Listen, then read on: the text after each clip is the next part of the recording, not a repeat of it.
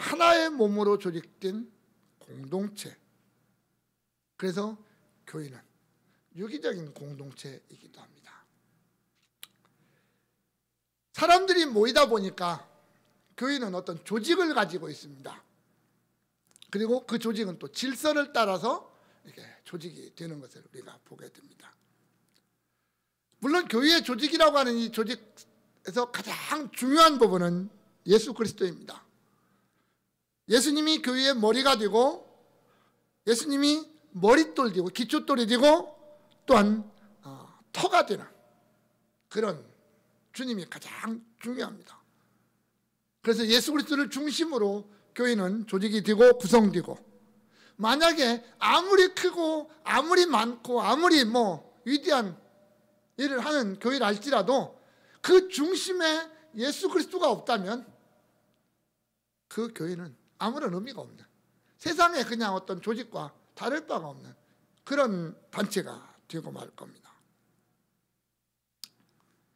그런 교회에 이 세상에 존재하다 보니까 예수님이 세우신 일꾼들을 또한 중심으로 교회라고 하는 이 조직이 이루어집니다. 오늘 교회 안에는 여러 가지 직분들이 있습니다. 직분으로서의 일꾼이 있다면 목사나 장로나 집사나 권사 이런 것들을 말할 것이고요. 어떤 사역적인 의미에서의 어떤 그 직분 일꾼을 말한다면 교사들이 있을 거고요, 찬양대가 있을 거고요, 어떤 다른 우리 교회들마다 나름대로 많은 어떤 조직들을 가지고 있는 그런 것일 겁니다. 그런 모든 교회 안에 수많은 조직들이 있고 어떤 기관들이 있고 어떤 여러 가지 부서들이 있는데, 그 가운데 가장 중요하고도 중심에 있는 조직이요 일꾼이라고 말하면 그건 목사일 겁니다. 예수님이 자기의 몸된 교회를 세우고 양육하기 위해서 세운 일꾼, 직분이 바로 목사라는 것이기 때문입니다. 목사를 통해서 말씀이 선포되어지고 성도들이 그 말씀으로 양육을 받게 되고, 또 성도들의 어떤 영적인 유익을 위해서 애를 쓰고 사역하는 존재가 바로 목사이기 때문입니다. 그래서 목사의 중요성은 다른 직분과는 조금 다르다라고 말할 겁니다. 그리고 매우 크다라고 할 거죠. 예수님의 특별한 부르심을 받아서, 물론 우리 모두가 하나님 앞에 설 때는 1대1 개인적인 성도의 자격으로 설 겁니다. 우리가 주님 앞에 설 때 목사로 서고 장로로 서고 집사로 서고 권사로 서지는 않을 겁니다. 내가 정말 예수를 믿고 내가 예수를 통해서 구원받았느냐라고 말하는 그 구원받은 성도의 입장에서 우리가 주님 앞에 설 겁니다. 그러나 이 땅에서 우리가 교회라고 하는 공동체 속에서 사역을 하고 또 내 직분을 감당하는 과정 속에서 각자가 다 다른 모습으로 서게 된다라고 하는 거죠. 목사는 위로는 예수 그리스도와의 관계 속에서 사역하는 존재고, 옆으로는 성도들과의 관계 속에서 사역을 하게 됩니다. 그리고 그 사역을 통해서 철저하게 주님이 기뻐하시는 일, 하나님의 뜻을 이루어가게 됩니다. 물론 목사가 아무리 잘나도 자신의 능력이나 자신의 지혜나 이런 것으로 사역하지는 않겠죠. 그거로 사역하면 사람들이 보기에는 뭔가 있을지 몰라도 주님 보시기에는 아무것도 남지 않을 겁니다. 오직 성령의 어떤 인도하심이나 성령의 보호하심 속에서 사역하게 되고, 거기에서 하나님이 원하시는 어떤 열매들을 맺어가게 될 겁니다. 문제는 목사도 사람이라는 겁니다. 우리가 이 땅에 살아가는 모든 삶 속에서는 우리가 추구하는 게 있습니다. 그게 뭐냐면 보람이라고 하는 거예요. 보람이라고 하는 거예요. 내가 왜 공부를 합니까? 내가 왜 직장에서 일을 합니까? 다 뭔가를 얻기 위함인데, 눈에 보이는 것도 있겠지만 눈에 보이지 않는 내 마음속의 뿌듯함, 보람, 이런 것들이 우리에게는 분명히 요구된다는 거예요. 그 보람이 없으면 내가 일을 해도 기쁨이 없어요. 거기에 진정한 마음이 담기지를 않는 거죠. 우리가 교회 안에서도 마찬가지입니다. 우리가 뭔가 일을 하는데, 내가 뭔가 교회 안에서 사역을 감당하고 봉사를 하는데 거기에서 보람을 얻지 못하면 힘이 빠져요. 힘이 빠져요. 갈수록 뒤로 물러나게 되고 나중에는 정말 주저앉아 버리는 그러한 일들이 너무나도 많이 발생합니다. 오늘 본문에서 사도 바울이 빌립보 교회 성도들에게 한 단어를 강조하고 있습니다. 그게 뭐냐면 기쁨입니다. 기뻐하라라고 하는 거예요. 물론 빌립보서 전체의 어떤 큰 흐름이 이 기쁨이라고 하는 단어 속에서 흘러가고 있습니다. 그런데 그 기쁨이, 기뻐하라라는 게 단순히 그냥 마냥 기뻐하라는 게 아니라 함께 기뻐하라고 말합니다. 함께 기뻐하라. 내가 기뻐하는 것처럼 너희도 기뻐해야 되고 너희의 기쁨 속에 나도 참여할 수 있었으면 좋겠다라는 거예요. 사실 바울이 이 빌립보서에 책망이 없다고 그랬잖아요. 책망이 없다고 그랬어요. 감사가 있고 기쁨이 있고 이런 게 참 많이 포함되어 있는 서신이라고 볼 때 바울의 마음속은 빌립보 교회를 생각할 때마다 기쁨이 있었어요.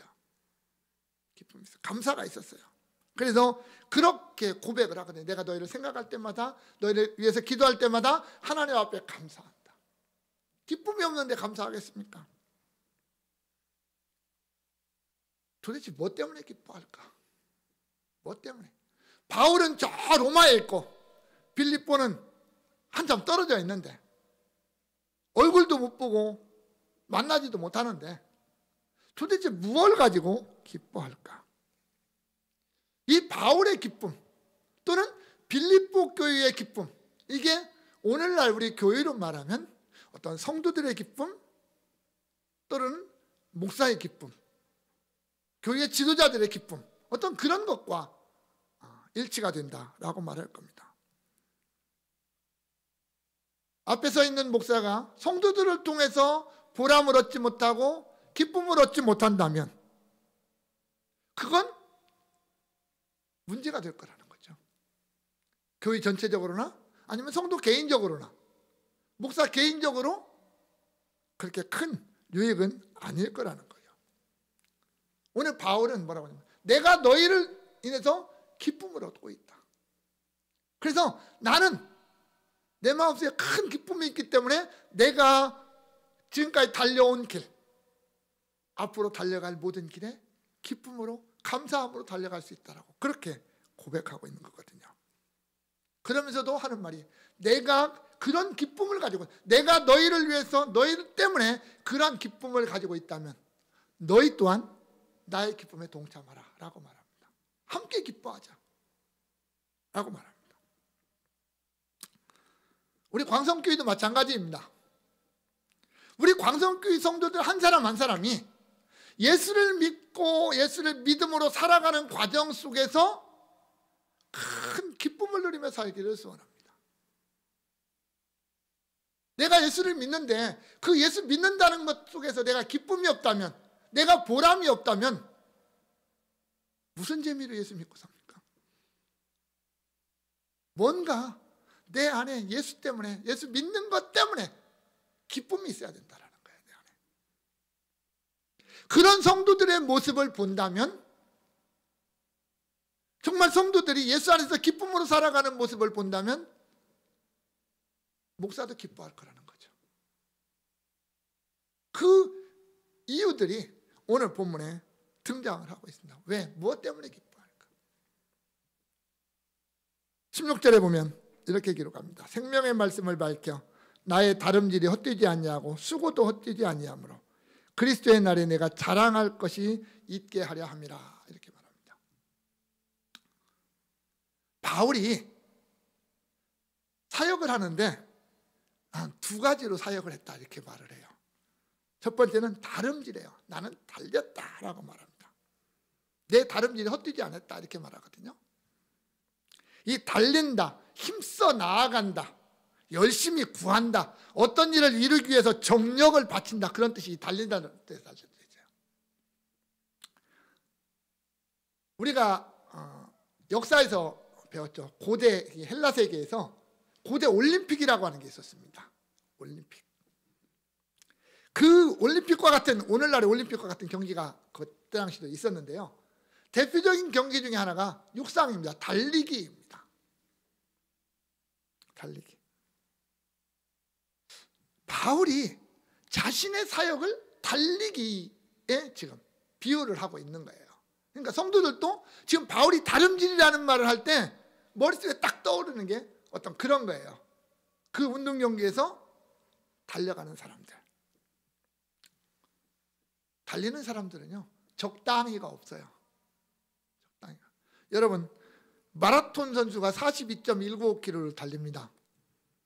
그런데 그 달리는 사람들의 평균 속도가 얼마나 되는지 아십니까?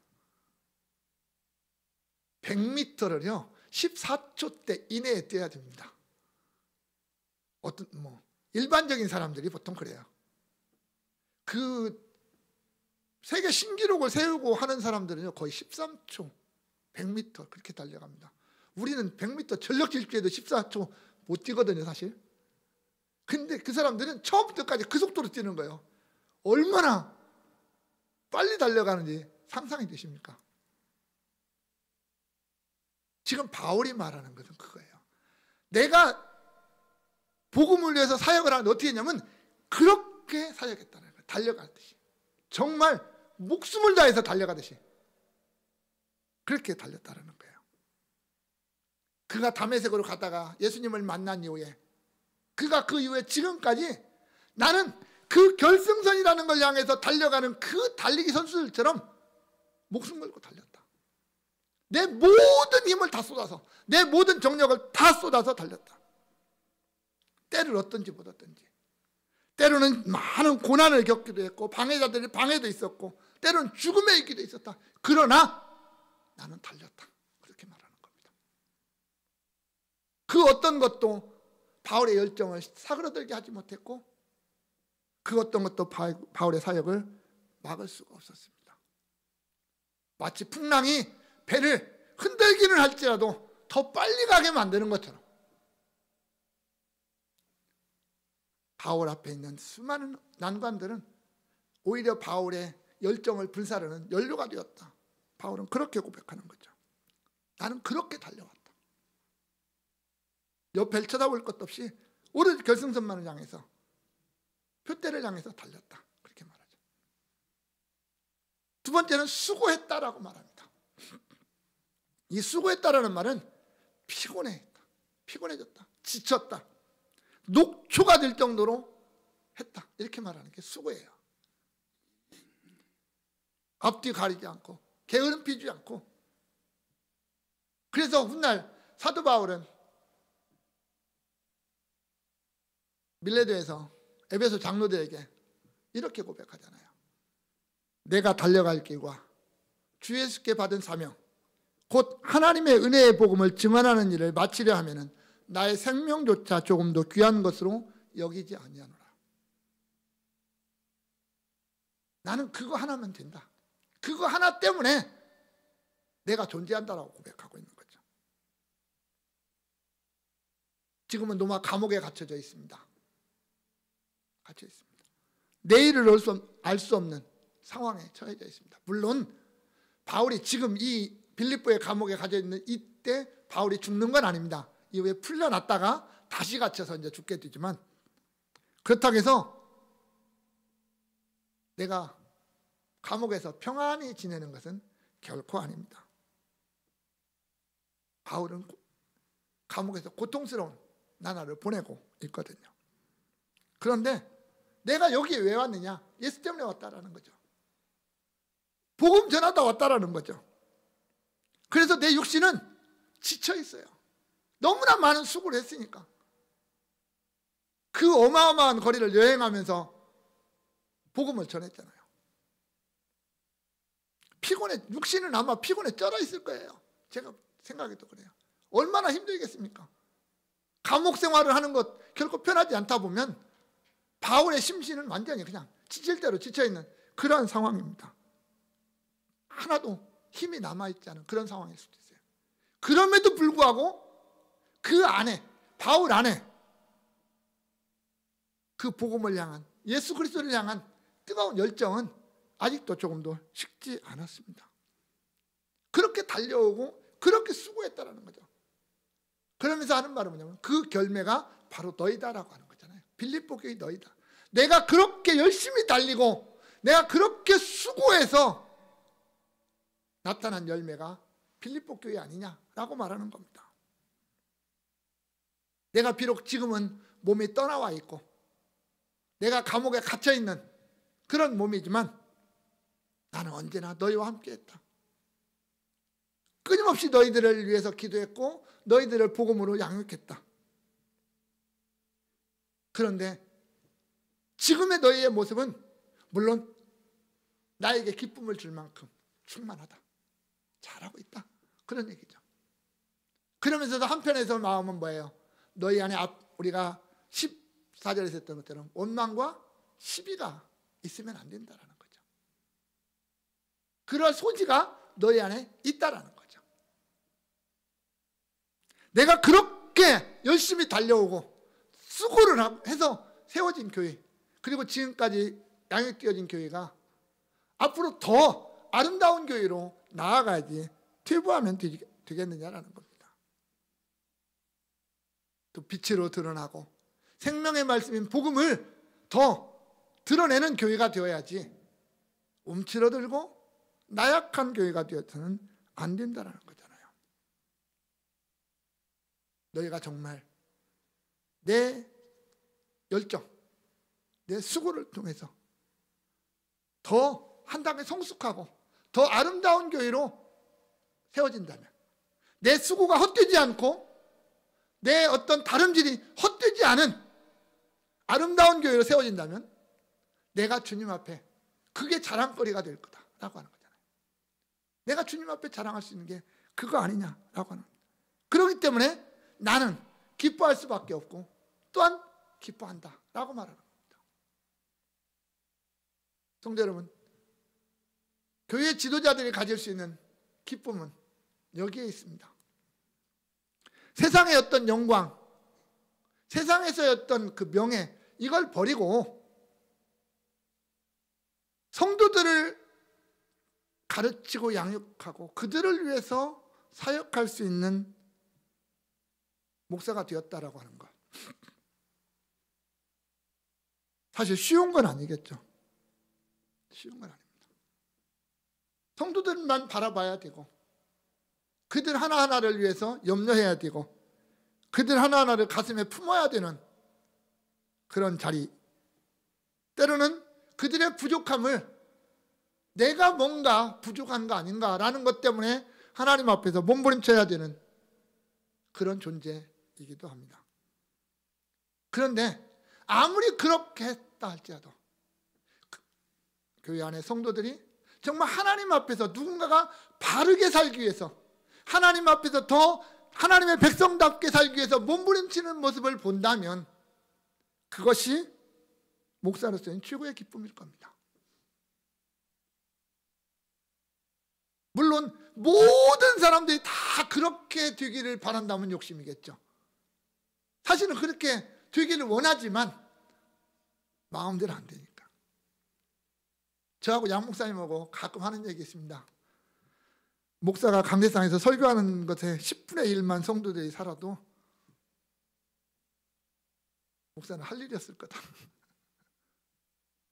소원이었을 거다라고 합니다. 근데 사실은 안 돼요. 제가 지난번에 한번 얘기했던 것 같은데, 오늘 저녁 때 여러분들 자기 전에 이부자리에 누워서 자기 들기 직전에 오늘 설교 제목이 뭐였더라 한번 생각해 주십시오. 그거 기억하는 사람은 설교 잘 듣는 사람입니다. 하루 지나기도 전에 잊어버리는데 그게 일주일 동안 가겠습니까? 참 힘든 거예요. 그게. 근데 사실 우리는 그렇게 해야 되거든요. 성도들의 그러한 모습, 그게 지도자의 또한 목사의 기쁨이 된다라고 하는 거죠. 성도들 자신도 기쁨이겠지만. 두 번째는 17절입니다. 만일 너희 믿음의 제물과 섬김 위에 내가 나를 전제로 드릴지라도 나는 기뻐하고 너희 무리와 함께 기뻐하리니 라고 했습니다. 내 사명을 완성했다라는 내 다른 기쁨입니다. 여기 전제라는 말이 등장을 합니다. 어려운 말인데요, 우리는 잘 쓰지 않는 말입니다. 전제, 이건 부어지는 어떤 그런 건데요. 여기 재물, 섬김, 이것은 각자 나름대로의 뜻은 있습니다. 우리가 아는 대로 재물이라는 것은 제사에 올려지는 양이나 소나 이런 그 재물, 그런 것들을 가리킬 때도 있고요.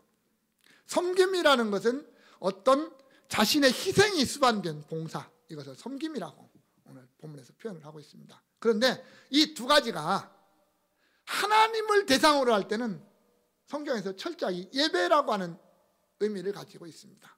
이게 믿음의 제물도 예배고 섬김도 예배예요. 하나님을 대상으로 할 때는. 이게 성도들을 대상으로 섬긴다고 할 때는 우리가 말하는 봉사 이런 걸 말하겠지만, 하나님을 섬긴다라고 할 때는 그것은 예배를 의미하는 거거든요. 바울은 지금 이렇게 말해요. 너희의 믿음의 제물과 섬김, 이것은 너희의 모든 삶 전체가 하나님 앞에 드려지는 예배다라고 말하는 겁니다. 우리가 한번 모여서, 성전에 모여서 제사장 중심으로 제물을 짐승을 죽여서 하나님 앞에 태워 드리는 제사, 이것만이 예배가 아니라 주일날 모여서 한 시간 찬양하고 기도하고 설교 듣고 하는 이것만이 예배가 아니라, 내가 매일매일의 삶을 살아가는, 내가 예수를 믿는 믿음 안에서 살아가는 모든 삶이 예배라는 겁니다. 그게 예배라는 거예요. 너희는 그렇게 드려졌다. 바울은 그렇게 고백합니다. 너희 믿음의 제물과 섬김, 그것이 하나님 앞에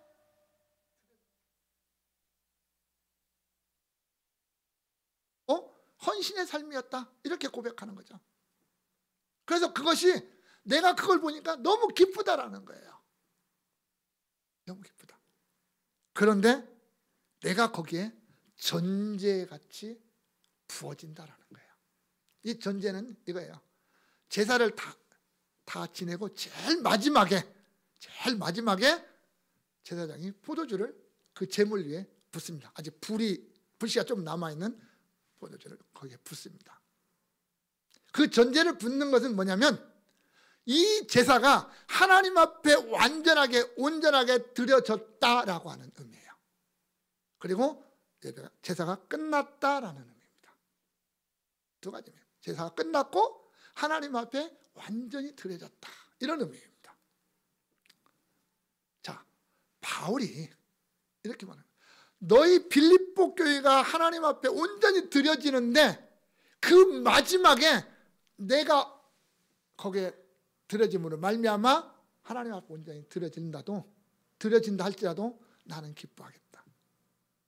여기에는 사도 바울의 어떤 죽음에 대한 의미가 담겨져 있습니다. 디모데후서 4장 6절에도 전제라는 단어가 또 한 번 등장하는데, 전제와 같이 내가 벌써 부어지고 나의 떠날 시각이 가까웠다, 이렇게 말하거든요. 바울이 전제라는 단어를 쓸 때는 항상 순교라고 하는 단어, 죽음이라고 하는 단어를 지금 담고 사용하고 있습니다. 내 사역이 거의 끝났다라는 거거든요. 한마디로 얘기하면 이런 거죠. 내가 빌립보 교회의 어떤 아름다움, 교회다움, 하나님 앞에서 정말 빌립보 교회가 교회다움으로 완성되어지는데, 내 목숨이 끝난다 할지라도 나는 오히려 그걸 기뻐하겠다라는 거예요. 오히려 그걸 감사하겠다라는 거죠. 내 목숨을 다해서 내가 죽는 한이 있더라도 빌립보 교회만 바로 세워진다면, 빌립보 교회 너희 교회가 정말 하나님이 기뻐하시는 교회로 세워질 수만 있다면 나는 오히려 그것을 기뻐하겠다, 그렇게 말하는 겁니다. 그게 바울의 기쁨 아닙니까? 그게 어떻게 보면 오늘날 교회의 지도자인 목사의 기쁨이기도 합니다. 다른 것에서 찾을 일이 없는 거죠. 요한삼서 1장 3절에 보면 사도 요한이 이렇게 고백합니다. 형제들이 와서 네게 있는 진리를 증언하되 네가 진리 안에서 행한다 하니 내가 심히 기뻐하노라. 내가 내 자녀들이 진리 안에서 행한다 함을 듣는 것보다 더 기쁜 일이 없다, 이렇게 말합니다. 영적인 지도자의 기쁨은 거기에 있는 거잖아요.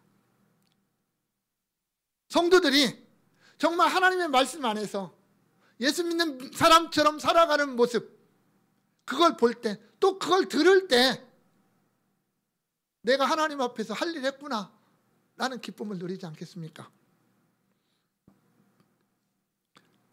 성도들이 교회에서 열심히 봉사하고 열심히 충성하고 헌금 많이 하고 이런 것도 물론 기쁨이 되겠죠. 그게 믿음의 고백이니까요.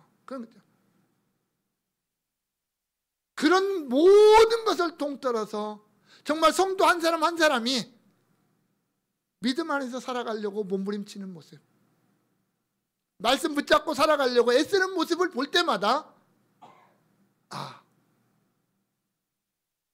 하나님이 나에게 저걸 통해서 힘을 주시고 위로를 주시는구나 라고 느끼면서 그 안에서 기뻐하고 그 안에서 감사할 수밖에 없는 게 앞에 서 있는 목사 아니겠습니까? 그리고 주님 앞에 설 때 그게 자랑거리가 되는 거 아니겠습니까? 자랑 안 해도 주님이 인정하시겠죠. 그것은.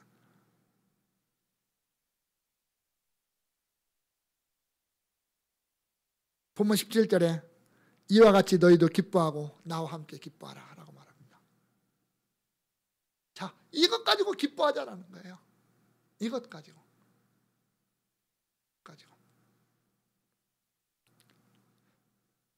참 바울은 빌립보 교회를 너무 사랑했던 것 같아요. 좀 편애가 좀 심합니다. 성경 읽다 보면 좀 심하기는 해요.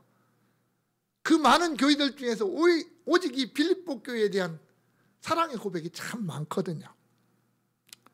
근데 앞에서 전제라는 말을 딱 던질 때 빌립보 교회 성도들은 바울이 죽을 때가 됐는가 보다 생각할 수밖에 없습니다. 그리고 그렇게 되면 갑자기 분위기가 무거워질 수가 있거든요. 그런데 바울은 그 단어 뒤에다가 갑자기 기쁨이라는 단어를 계속 반복을 하고 있습니다. 기뻐하라, 기뻐하라는 말을 계속 반복합니다. 나가 또한 기뻐하고 기뻐하리라. 너희도 또한 기뻐하고 나와 함께 기뻐하라. 이렇게 계속 기쁨을 반복함으로 인해서 그런 어떤 무거운 분위기를 싹 바꿔놓습니다. 오히려 흔들리지 말자. 더 전진하자라고 하는 것을 강조하고 있죠. 모든 교회가, 빌립보 교회가 나처럼 그러한 기쁨을 함께 누리기를 소망하고 있는 겁니다. 예수 안에서 가지는 기쁨, 복음 때문에 누리는 기쁨, 또 수고하고 열심히 일하는 가운데서 얻는 기쁨, 헛되지 않을 거니까 그게 어떤 그런 기쁨을 함께 가지기를 소망하는 거죠. 주님 앞에 설 때 부끄러움이 없고 자랑할 것이 있는 그런 기쁨, 그것을 나만 가지고 있을 게 아니라 함께 가지자라는 거죠. 너희도 모두가 다 가지고 있자라는 거죠. 비록 사도 바울이 순교할지라도 그것 때문에 슬퍼하거나 낙심하지 말고, 슬퍼하거나 낙심. 왜? 그게 끝이 아니니까. 죽음이라는 것은 슬픔이 될 수도 있지만 때로는 그게 어떤 완전한 슬픔으로 끝나버리지 않는 그런 사건일 수도 있거든요. 마치 예수님의 십자가처럼. 예수님의 십자가는 정말 고통이고 암울한 거였지만 그것으로 끝이 아니잖아요. 부활이라고 하는 더 하나님의 더 위대하고 더 어마어마한 사건을 전제하고 있는 게 십자가였듯이 바울의 순교는 그것을 통해서 교회가 더 교회다워지고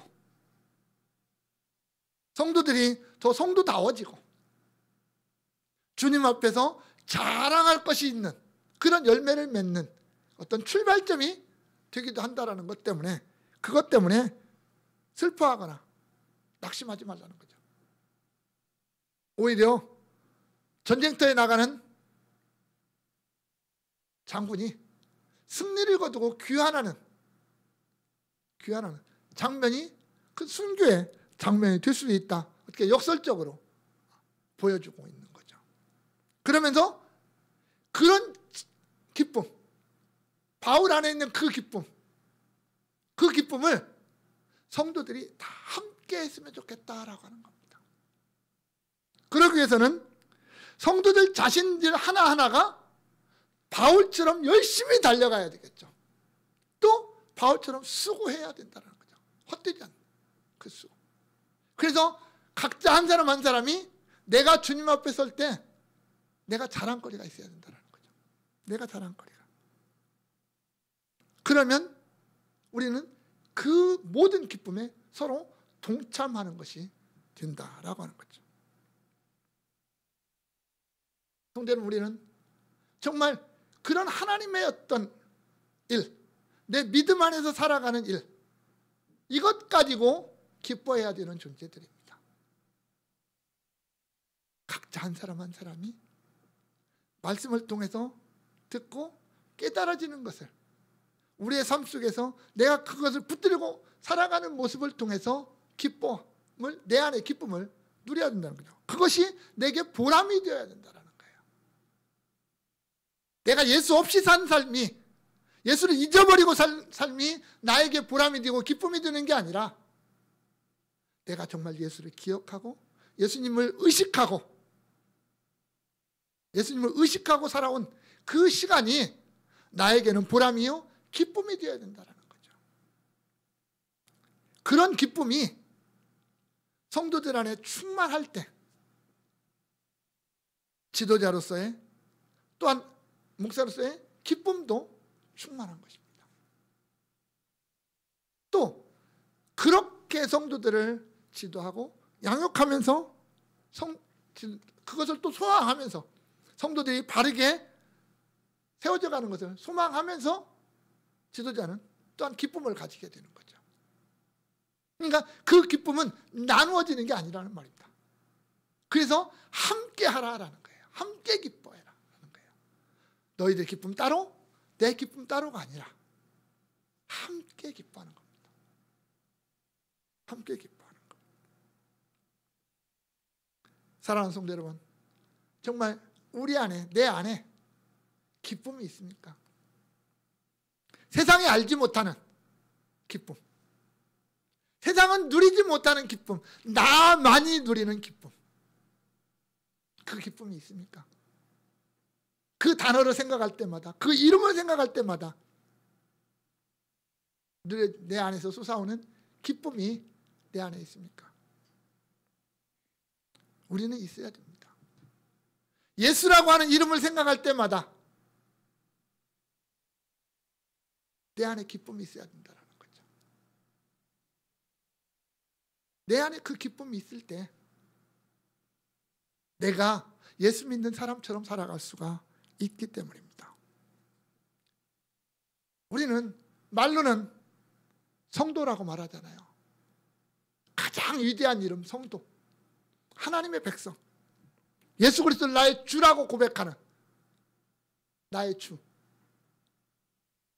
고백하는 우리들 아닙니까? 그런데 나의 주인이신 예수님 때문에 내가 기뻐하지 못한다면 안 되잖아요. 나의 왕 되신 하나님 때문에 내가 기뻐하지 못한다면 내가 백성의 모습은 아니잖아요. 종의 모습도 아니잖아요. 내가 주님을 주인이라고 고백하면 주님의 종답게 살아야 하잖아요. 내가 하나님을 나의 왕이라고 말한다면 하나님의 백성답게 살 때 내가 당당하게 내가 하나님의 백성입니다라고 얘기할 수 있지 않겠습니까? 내가 대한민국 법도 하나도 안 지키면서 내 마음대로 살면서 내가 대한민국 백성입니다라고 말하는 것은 이상한 것과 동일한 거 아닙니까? 우리는 내 주인이신 예수 안에서 기뻐해야 됩니다. 그리고 그 기쁨이 내 믿음의 삶을 통해서, 내 어떤 믿음을 통해서, 믿음에 근거한 삶을 통해서 드러나야 되겠죠. 그래서 정말 세상 사람들이 나를 부러워하도록 만들어야 되지 않겠습니까? 날마다 예배의 삶을 통해서, 예배적인 삶을 통해서 우리의 기쁨을 고백하는, 또 세상에 증거하는 그러한 우리 삶이 되어야 되지 않겠습니까? 그러한 기쁨이 내 안에 있을 때 내 주변의 사람들도 함께 기뻐하게 되고, 또 교회 안에 있는 모든 존재들이 함께 기뻐하고 그 함께 기쁨에 동참하는 그런 아름다운 역사가 일어나게 되는 것이죠. 원하기는 우리 모든 성도들이 정말 그러한 기쁨을 가지고 살기를 소원합니다. 그리고 그러한 성도들의 기쁨의 모습을 보는 목사 저 자신의 어떤 모습도 되어지기를 소원합니다. 그래서 우리 모두가 함께 기뻐하는, 누구에게든지 나와 함께 기뻐하라 라고 자신 있게 말할 수 있는 저와 여러분, 모든 우리 광성의 성도들, 여러분들의 앞길이 될 수 있기를 주님의 이름으로 축원합니다. 기도하겠습니다. 사랑의 하나님, 감사합니다. 내가 너에게 주는 기쁨은, 내가 너에게 주는 평안은, 내가 너에게 주는 사랑은, 내가 너에게 주는 구원은 이 세상 그 어느 곳에서도 찾을 수 없다라고 말씀하신 주님, 우리가 그 주님 때문에, 그 주님이 주신 복음 때문에 날마다 기뻐하고 날마다 감사하며 살아갈 수 있도록 은혜를 더하여 주옵소서. 정말 세상이 우리를 가만히 놓아두지 않습니다. 성령께서 우리를 붙잡아 주시고 우리를 늘 그런 기쁨의 길 안에서 살아갈 수 있도록 도와주시고, 우리가 우리 모두가 그 한 기쁨 속에 동참하고 함께 기뻐할 수 있는 그런 우리의 발걸음들이 다 되도록 은혜 위에 은혜를 더하여 주옵소서. 예수님의 이름으로 기도합니다. 아멘.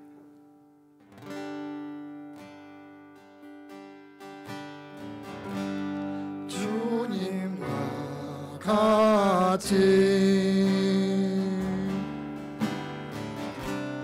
내 마음 만지는 분은 없네. 오랜 세월 찾아 난 알았네. 내게 주밖에 없네. 주님과 같이, 주님과 같이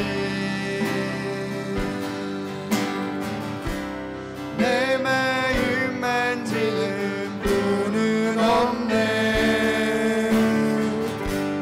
오랜 세월 찾아 난 알았네.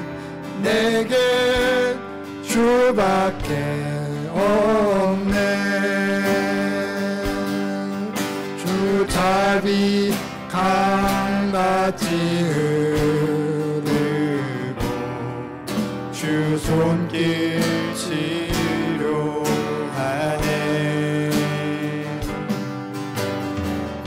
고통받는 자녀 부모시니 주밖에 없네. 주님과 같이, 주님과 같이 내 마음 만지는 분은 없네. 오랜 세월 찾아 난 알았네. 내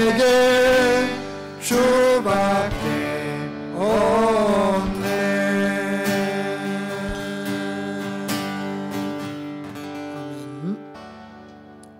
우리의 참 목자 되신 우리 주 예수 그리스도의 은혜와 우리 아버지 하나님 그 크고 놀라우신 사랑과 성령님의 늘 함께 하시고 우리에게 큰 힘을 넣어주시는 그 위대한 역사가